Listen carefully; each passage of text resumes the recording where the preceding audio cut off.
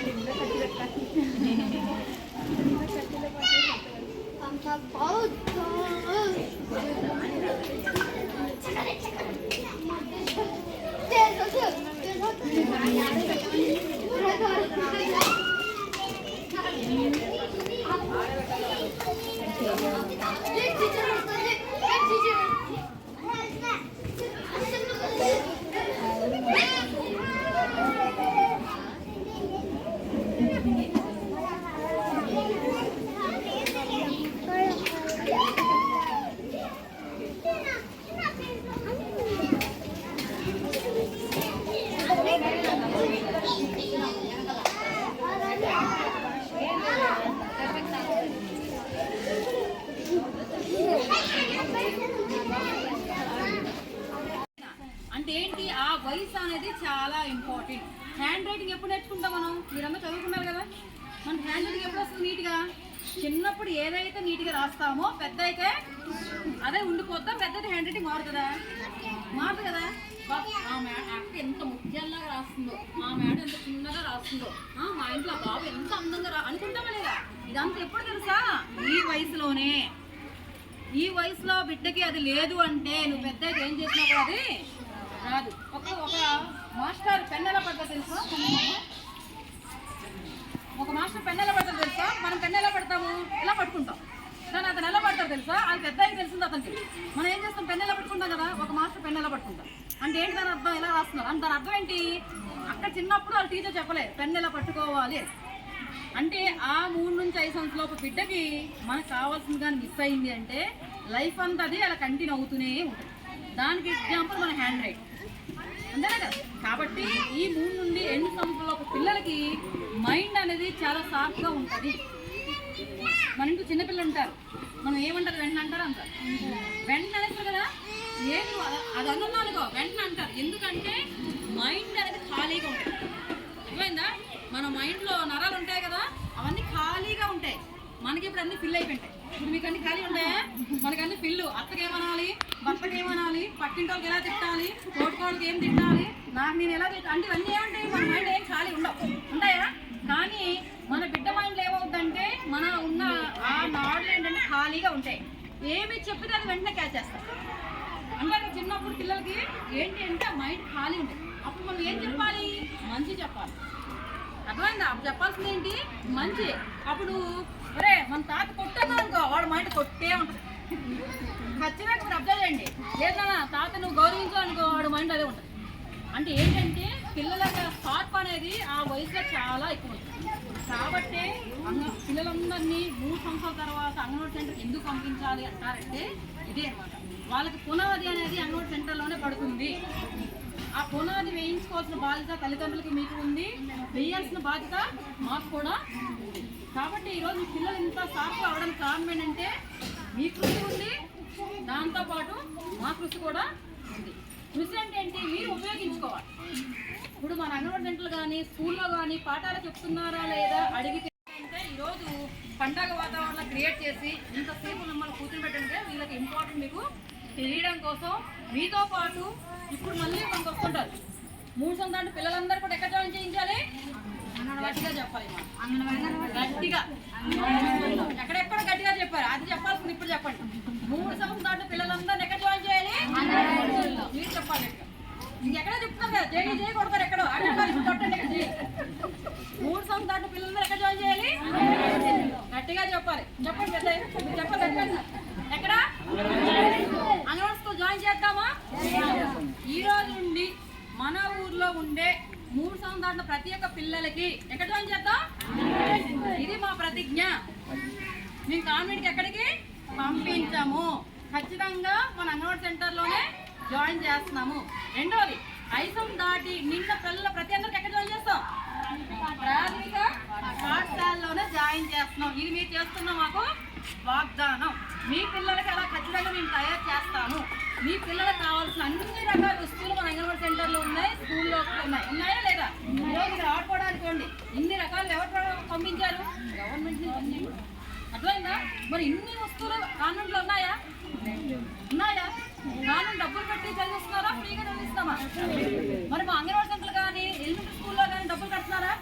ఎక్కడైనా రూపాయి ఇస్తున్నారా? మీకు మేము పెడతాం. అంటే మనం అంటే ఎవరు? గవర్నమెంట్ కదా.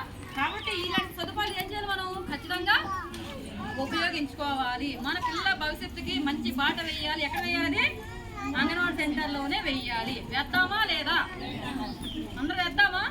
ఖచ్చితంగా మీతో పాటు మన ఎక్కడ జరుగుతున్న ఇంకో స్కూల్ కూడా ఉంది. అందరూ కూడా ఈ రోజు నుండి ప్రైవేట్ స్కూల్కి ఒక బస్సు రాకుండా ఆపాలి. అంతేనా? స్కూల్లో బస్సు రాకూడదు. ఇంకా ఏ బస్సు రాకూడదు? గవర్నమెంట్ బస్సులు రాకూడదు. సరేనా? చేద్దామంటే చేద్దామా? ఫస్ట్ చెయ్యాలన్నది ఎవరో కాదు, మనం అనుకోవాలి. నేను నా పిల్లల్ని ఇక్కడ జాయిన్ నేను అనుకుంటా ఫస్ట్. ఓకేనా? వేరే వాళ్ళు నాకు అవసరం లేదు. నేను అనుకున్నాను అందరూ అలాగే అనుకుంటారు. మార్పు అనేది ఒకరితో రావాలి. మనం ఫస్ట్ మారితే ఆటోమేటిక్గా మారిపోతాం. కాబట్టి ఈ అంగన్వాడీ సెంటర్ ముఖ్య ఉద్దేశం కోసమే ఈరోజు ఇంతసేపు మిమ్మల్ని కూర్చొని ఫస్ట్ ఆఫ్ ఆల్ మా అబ్బాయికి జాయిన్ అవ్వలేదు, జాయిన్ చేయాలన్న ఆలోచన ఎవ్రీ మంత్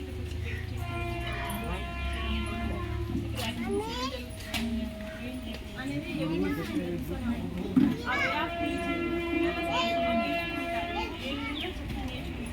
అనేది మేడం చాలా బాగా చెప్తారు. నేను ఇచ్చినప్పుడల్లా ఉన్న పిల్లలు కూడా చాలా బాగా ఏదైనా డిసిప్లైన్ అంటే ఒక లైన్లో కూర్చొని తినడం, నీట్గా చెక్కింగ్ చేయడం, కూర్చోమన్నప్పుడు కూర్చోవడం, ఆడుకోవడం, ఏదైనా చెప్పమంటే చెప్పడం, అవన్నీ చూసి నాకు ఇంట్రెస్ట్ ఉందన్నమాట. మా అబ్బాయిని కూడా ఇక్కడ పంపిస్తే అంత ప్రాక్టికల్గా చూస్తాను. అంత కలర్ఫుల్గా ఉంది. పిల్లలకి మెయిన్గా అట్రాక్ట్ అయ్యేది బొమ్మలు కనిపిస్తున్నాయా, మనకి అంత కలర్ఫుల్ ఎట్లా ఉంది, మనకి ఫ్రెండ్లీగా నేర్పిస్తున్నారా, భయం లేకుండా, అదొకటి అబ్జర్వ్ చేస్తూ ఉంటారు. అందుకని మేము మా అబ్బాయిని కూడా ఇక్కడికి జాయిన్ చేద్దామని ఆలోచనలో ఉన్నాం.